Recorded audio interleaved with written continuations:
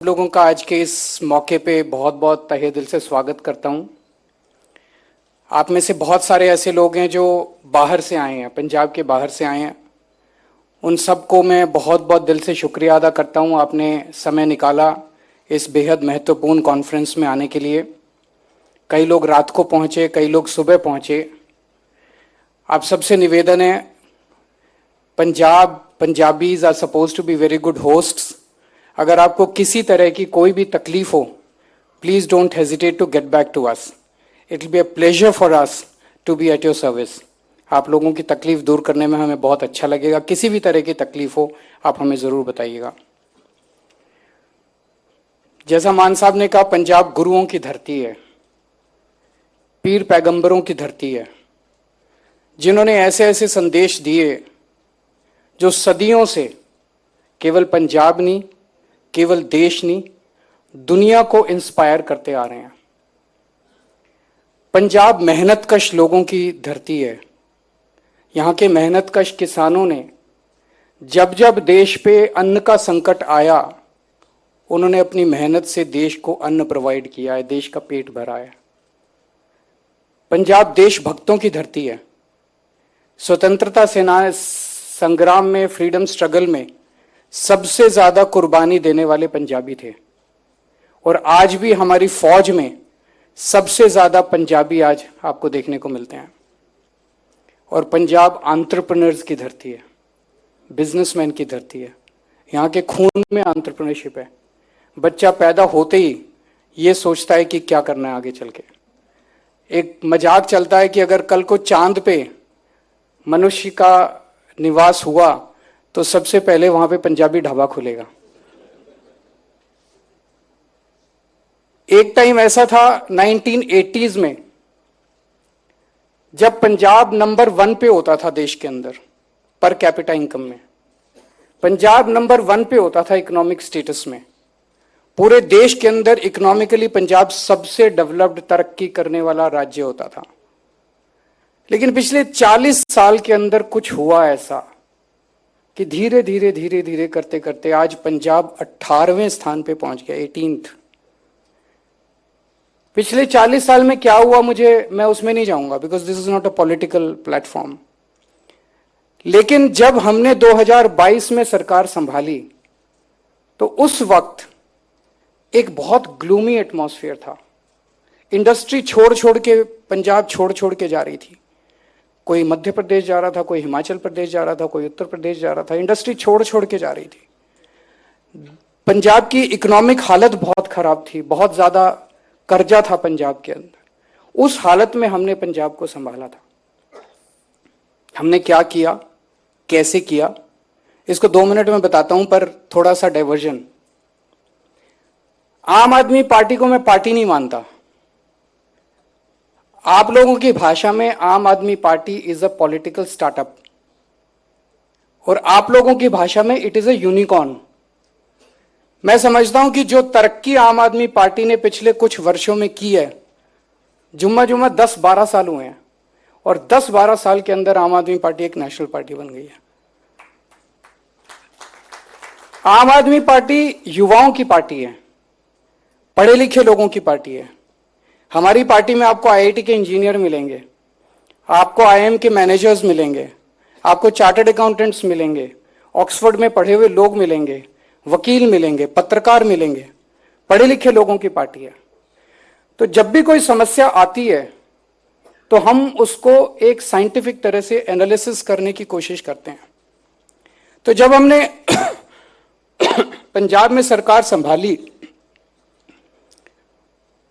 और सामने अंधेरा ही अंधेरा था, तो हमने ये देखने की कोशिश की कि ऐसे बहुत सारे देश हैं जो एक वक्त भारत से बहुत पीछे होते थे और आज बड़ी तरक्की कर गए।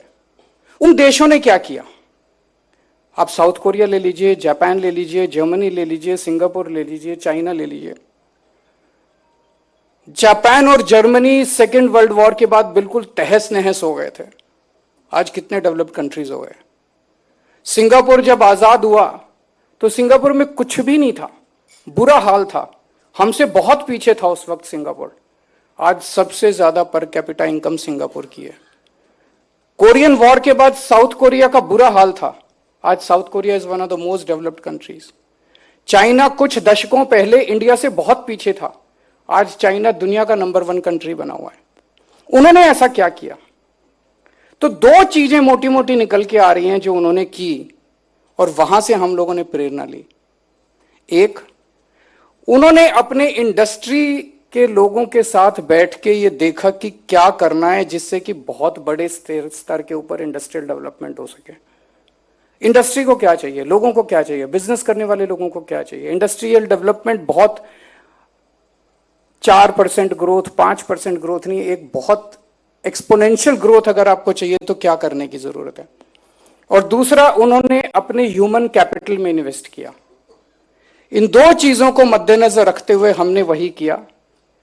मैंने और मान साहब ने पिछले 2-3 साल के अंदर पंजाब के अंदर जगह जगह घूम घूम के सनतकार मिलनी, व्यापारी मिलनी, यानी कि इंडस्ट्रियलिस्ट और ट्रेडर्स व्यापारियों के साथ मिल मिल के इतनी मीटिंग्स की हैं और उनकी बातें सुनी है कि आपको क्या चाहिए।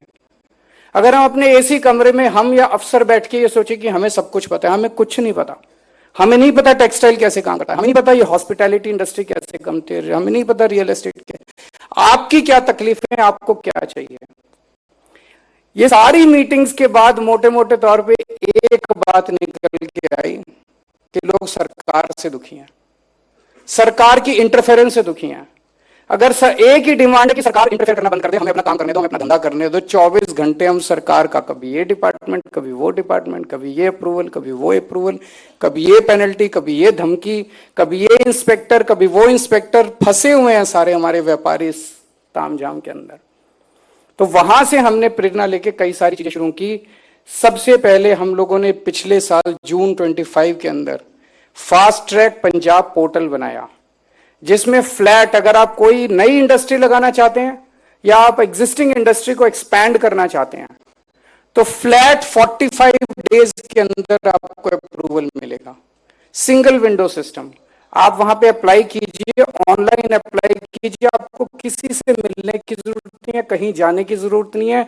45 डेज में अगर आपको अप्रूवल ना मिले तो 46वें दिन कंप्यूटर के अंदर सॉफ्टवेयर में डाल दिया, ऑटोमेटिक जनरेट हो जाता है कंप्यूटर से, आपको डीम्ड अप्रूवल, सारे डिपार्टमेंट्स की अप्रूवल मिल गई, आपको कहीं जाने की जरूरत नहीं है। जब मैं ये कह रहा हूं, आप में से बहुत सारे लोग सिनिकली सोच रहे होंगे मन में, पूरे देश के अंदर, मैं भी पहले सरकार में ही काम करता था, एक अफसर की तरह काम करता था। ये सिंगल विंडो शब्द बड़ा खराब हो गया। जिसको देखो वही कहता है सिंगल विंडो, जिसको देखो वही कहता है सिंगल। होती नहीं है सिंगल विंडो, कहीं कहने को होती है सिंगल, पर पंजाब की अलग है। मुख्यमंत्री खुद, मान साहब खुद मॉनिटर करते हैं, संजीव अरोड़ा जी खुद मॉनिटर करते हैं एक एक प्रपोजल की। मजाल कोई प्रपोजल 45 दिन के ऊपर चला जाए, 45वें दिन के अंदर आपको अप्रूवल मिलेंगे ही मिलेंगे, चाहे बड़ी इंडस्ट्री हो चाहे छोटी इंडस्ट्री हो। मैं अभी सुन रहा था, मंजाल साहब कह रहे थे कि why should we go at the outer limit. This is, I completely agree with you, why should we touch the outer limit. We should, हम 45 दिन में क्यों, हम 10 दिन में करें, हम 20 दिन में करें। एक शुरुआत हुई है मंजाल साहब, आपके सपने को भी हम पूरा करेंगे। मुझे उम्मीद है आने वाले सालों के अंदर हम 10-15 दिनों के अंदर भी इसको लेके जाएंगे। लेकिन एक जमाना ऐसा था हमारे टाइम के पहले, हमारी सरकार के पहले, कि जब तक आप चढ़ावा नहीं चढ़ाते थे किसी ना किसी मंत्री को या किसी ना किसी अफसर को, तब तक आपको अप्रूवल मिलता नहीं था। कई कई महीने, कई कई साल लग जाते थे। आप इंडस्ट्री सेटअप करना चाहते हो, आपको सिफारिश चाहिए होती थी, रिश्वत चाहिए होती थी, और उसके बावजूद भी काम नहीं होता था कई कई। अब ऐसा नहीं है, आपको किसी को पैसे देने की जरूरत नहीं है, कोई सिफारिश करने की जरूरत नहीं है, अप्लाई करो, 45वें दिन आपको मिलेगी अप्रूवल। दूसरा किया गया एमएसएमई के लिए। एमएसएमई 125 करोड़ रुपए तक का अगर आपका इन्वेस्टमेंट है, आपको किसी अप्रूवल की जरूरत नहीं है, आपको वहां पे 45 दिन की भी जरूरत नहीं है। आप अप्लाई कीजिए, 5 दिन के अंदर आपको लेटर हो जाएगा। सेल्फ सर्टिफिकेशन लेते हैं हम, एफिडेविट लेते हैं आपसे कुछ, वो एफिडेविट दीजिए, सेल्फ सर्टिफिकेशन दीजिए, 5 दिन के अंदर आप अपने ऑपरेशंस चालू कर सकते हैं। मुझे लगता है पूरे देश के अंदर इस तरह की सुविधा किसी के पास नहीं है। इस तरह के अप्रूवल्स, डीम्ड अप्रूवल्स आपको किसी भी देश के अंदर कहीं नहीं मिलते। इसके बाद हमने ह्यूमन कैपिटल में इन्वेस्ट करना चालू किया, क्योंकि अगर आपके पास पढ़े लिखे लोग नहीं होंगे, स्वस्थ लोग नहीं होंगे, हेल्दी लोग नहीं होंगे, इंडस्ट्री चलाएगा कौन, इंडस्ट्री चलेगी कैसे। जैसा मैंने कहा, बाकी सारी कंट्रीज को जब हमने स्टडी किया तो हमने ये देखा कि उन्होंने सबसे ज्यादा, जापान ने, जर्मनी ने, सिंगापुर ने, मैंने ली कुआं यू की किताब पढ़ी है, उन्होंने सबने सबसे ज्यादा इन्वेस्ट अपने हेल्थ और एजुकेशन में किया। वही हमने पंजाब के अंदर, पहले हमने दिल्ली में किया, पंजाब के अंदर इन्वेस्ट करना चालू किया। आज मुझे बेहद खुशी है ये कहते हुए कि सेंट्रल गवर्नमेंट ने एक स्टडी करवाई है, हमने नहीं की, सेंट्रल गवर्नमेंट की स्टडी है सारे स्टेट्स की। जब हमने सरकार संभाली थी, पंजाब शिक्षा के क्षेत्र में 18वें नंबर पे था। पिछले साल पंजाब शिक्षा के क्षेत्र में नंबर 1 पे आया पूरे देश के अंदर। Just in 3 years, last year, just in 3 years, we are at number 1 position in education. आज हमारे सरकारी स्कूलों के पंजाब के बच्चे, जिनको पहले बेचारों को ये नहीं पता था जेई होता क्या है, उनको ये नहीं पता नीट होता क्या है, उनको पेपर पता नहीं थे, आज सरकारी स्कूलों के पिछले साल 300 सरकारी स्कूलों के बच्चों ने जेई पास किया है, 800 सरकारी स्कूलों के बच्चों ने नीट पास किया है। आज हमारे सरकारी स्कूलों के टीचर्स को फिनलैंड, सिंगापुर, कनाडा ट्रेनिंग के लिए भेजा जा रहा है, और एक पूरे माहौल के अंदर एक बहुत पॉजिटिविटी है कि बच्चों को भी लग रहा है कि हमें अच्छी शिक्षा मिल रही है। हेल्थ के क्षेत्र में भी, पहले अगर किसी के घर में कोई गरीब आदमी और बीमार हो जाए, आप सुनते होंगे पहले किसान कितनी खुदकुशी करते थे, और एक बहुत बड़ा कारण किसानों की खुदकुशी का था, घर में कोई बीमार हो गया, लोन लेना पड़ गया, लोन वापस नहीं कर पाया, उसने खुदकुशी कर ली। अब अगर कोई बीमार होता है तो उसे खुदकुशी करने की जरूरत नहीं है, सरकारी अस्पताल बहुत अच्छे कर दिए। और अभी जो 10 लाख रुपए की स्कीम आई है, आप सबसे बड़े से बड़े मैक्स, फोर्टिस, जितने भी बड़े बड़े हॉस्पिटल आप इमेजिन कर सकते हैं, वहां पे एक गरीब किसान और गरीब मजदूर को 10 लाख रुपए तक का फ्री इलाज, चाहे कोई भी बीमारी हो उसका इलाज फ्री होता है। इस तरह का यूनिवर्सल हेल्थ केयर, यूनिवर्सल सुरक्षा चक्र आपको कहीं देखने को कहीं भी नहीं मिलेगा। और इन सब का नतीजा आना चालू हुआ, जो अभी संजीव अरोड़ा जी ने कहा, पिछले 4 साल में 1.5 लाख करोड़ रुपए की इन्वेस्टमेंट पंजाब में आई है। और ये मैं एमओयूज की बात नहीं कर रहा, 1.5 लाख करोड़ रुपए की इन्वेस्टमेंट जो शुरू हो गई है, जमीन खरीद ली गई है, प्रोजेक्ट्स आर ऑन ग्राउंड शुरू हो चुकी है, जिससे 5.5 लाख नौकरियां जनरेट होंगी हमारे बच्चों के लिए। और आने वाले समय के लिए और भी बहुत इंप्रेसिव टारगेट्स रखे गए हैं। अब एक विचार मैं अंत में आप लोगों के सामने छोड़ के जाना चाहता हूं, जो मुझे बहुत ट्रबल करता है। हमारा देश, मैं समझता हूं, बहुत महान देश है, बहुत पुराना देश है। हमारे देश को, जैसे भी मान साहब ने कहा, भगवान ने क्या नहीं दिया, सब कुछ दिया भगवान ने। मैं हमेशा कहता हूं कि जब भगवान ने पृथ्वी बनाई तो सबसे संपन्न और सबसे खूबसूरत देश उसने भारतवर्ष को बनाया। हमें पहाड़ दिए, हमें सारी जड़ी बूटियां दी, नदियां दी, सारे खनिज पदार्थ दिए, आयरन और ये वो कोयला, क्या नहीं दिया भगवान ने, कोई कसर नहीं छोड़ी हमें देने के लिए। और जब भगवान ने इंसान बनाया तो सबसे इंटेलिजेंट इंसान उसने भारत में बनाए। हमारे लोग सबसे इंटेलिजेंट हैं, जहां दुनिया में जाते हैं वहीं हमारे लोग राज करते हैं। दुनिया के ग्लोबल सीईओज उठा के देख लीजिए, माइक्रोसॉफ्ट का सीईओ इंडियन, अल्फाबेट का सीईओ इंडियन, आईबीएम का सीईओ इंडियन, एडोब का सीईओ इंडियन, चैनल का सीईओ इंडियन, नोवार्टिस का सीईओ इंडियन, पालो अल्टो का सीईओ इंडियन। और यहां जितने बैठे हुए हैं ये हमारे देश को नाम रोशन कर रहे हैं हमारे पूरे दुनिया के अंदर। तो भगवान ने हमें सब कुछ दिया, टैलेंट दिया, सारे रिसोर्सेज दिए। मुझे गर्व है अपने देश के ऊपर, और मुझे गर्व है अपने देश के लोगों के ऊपर। लेकिन मुझे बेहद दुख होता है जब हम चाइना से खिलौने इंपोर्ट करते हैं। मैं पढ़ रहा था चाइना से हम क्या क्या इंपोर्ट करते हैं, आपको भी जान के ताज्जुब होगा। आज मैं सुबह बात कर रहा था किसी और से, प्लास्टिक की बाल्टियां इंपोर्ट करते हैं हम चाइना से, सारी स्टेशनरी इंपोर्ट करते हैं चाइना से। रसोई में जो डिब्बे रखते हैं ना, जिसमें मसाले रखते हैं, वो डिब्बे प्लास्टिक के हम चाइना से इंपोर्ट करते हैं। एलईडी बल्ब इंपोर्ट करते हैं, डेकोरेटिव लाइट्स इंपोर्ट करते हैं, इलेक्ट्रिक केटल्स इंपोर्ट करते हैं, तारें इंपोर्ट करते हैं, मोबाइल फोन चार्जर इंपोर्ट करते हैं, अलार्म क्लॉक इंपोर्ट करते हैं, प्लास्टिक के खिलौने इंपोर्ट करते हैं, बैटरी के खिलौने, लक्ष्मी गणेश जो पूजा करते हैं हम दिवाली के मौके पे, वो भी इंपोर्ट करते हैं। बहुत लंबी लिस्ट है। रावण मेघनाथ कुंभकर्ण जो, ये हम खुद नहीं बना सकते क्या? ये हम खुद नहीं बना सकते क्या? हम खुद भी बना सकते हैं। हम क्यों नहीं बना सकते? हम बहुत यहां पे इतने बड़े बड़े लोग बैठे हैं, स्मॉल स्केल के, मीडियम स्केल के, बड़े बड़े लार्ज स्केल के, इतने बड़े बड़े लोग बैठे हैं, हम खुद नहीं कर सकते? हम खुद कर सकते हैं। फिर चाइना से इंपोर्ट करने की क्या जरूरत है? मैं किसी से बात कर रहा था, वो कह रहा था चाइना का माल सस्ता होता है। अरे हम क्यों नहीं बना सकते सस्ता माल? पंजाबियों को देके देखो, देखो जुगाड़ टेक्नोलॉजी से उनसे सस्ता ना बना के चाइना में इंपोर्ट ना कर दें तो। मैं खुद आईआईटी से हूं, मेरे दोनों बच्चे आईआईटी के हैं। मैं आईआईटी खड़गपुर से हूं, मेरे दोनों बच्चे आईआईटी दिल्ली से हैं। थोड़ी बहुत इंजीनियरिंग तो जानता हूं मैं भी।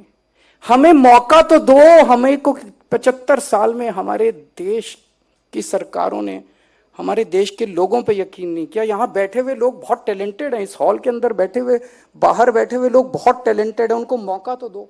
हमारे सिस्टम इतने खराब हैं देश के अंदर कि किसी को कुछ करने ही नहीं देते। बड़ा मुंह छोटी बात होगी, लेकिन मेरी आज आप लोगों से गुजारिश है। अभी बातचीत चल रही थी कि हमें देश में नंबर 1 बनना है, हमें चाइना को हराना है, वो हमारा टारगेट होना चाहिए। तेजाब पिक्चर आई थी एक, माधुरी दीक्षित और अनिल कपूर की।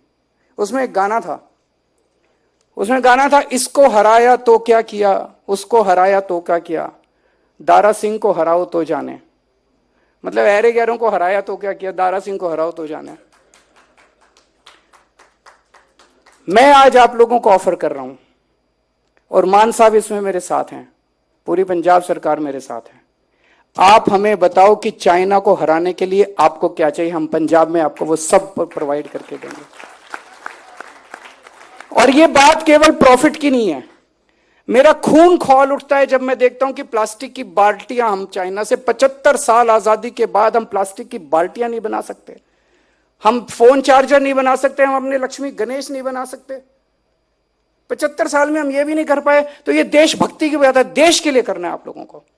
आप हमें बताओ कि चाइना, आप चाइना को एक्सपोर्ट करना चालू करो, ये सारी चीजें, उनके जो भी भगवान है यहां से जाने चाहिए। अब उनके भगवान, हम आपको वो एनवायरमेंट देंगे। और ये खोखली प्रॉमिस नहीं है। आपने देख लिया केजरीवाल ने जो गारंटी पिछले चुनाव के पहले करी थी, लास्ट गारंटी पूरी कर दी। आज ये गारंटी आप सब लोगों के सामने करके जा रहा हूं। अगर आप हमें बताते हैं, आप हमें गाइड कीजिए, हम वो सारी चीजें आपको देंगे। मैं बहुत बहुत शुक्रिया अदा करता हूं आप सब लोगों का आने के लिए, और यही कहना चाहता हूं कि जो आज आपके सामने सरकार है, स्पेशली जो लीडरशिप है, Mann Sahab is famous to be a very very popular people's man. लोगों के नेता हैं, लोगों के बीच में रहते हैं, कभी भी मिल सकते हो आप उनसे, रात को 12 बजे 2 बजे कभी भी मिल सकते हो। मैं नहीं समझता आपको ऐसा मुख्यमंत्री दोबारा मिलेगा। संजीव अरोड़ा जी, उन्होंने तो दिल जीत लिया इंडस्ट्री का, मैं समझता हूं।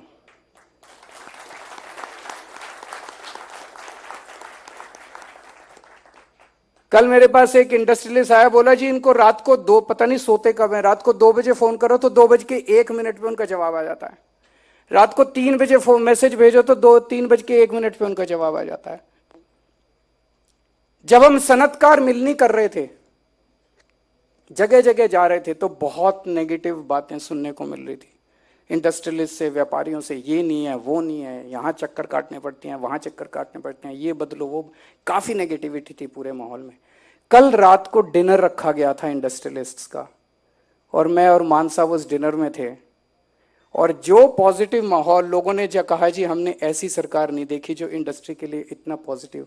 मैं नहीं समझता कि इंडस्ट्रियलिस्ट हमारे मुंह पे बोल रहे थे, क्योंकि उन्होंने मुंह पे पहले 2 साल 3 साल पहले हमें काफ़ी कुछ बोला भी है। वो पुरानी सरकारों की लीगेसी थी।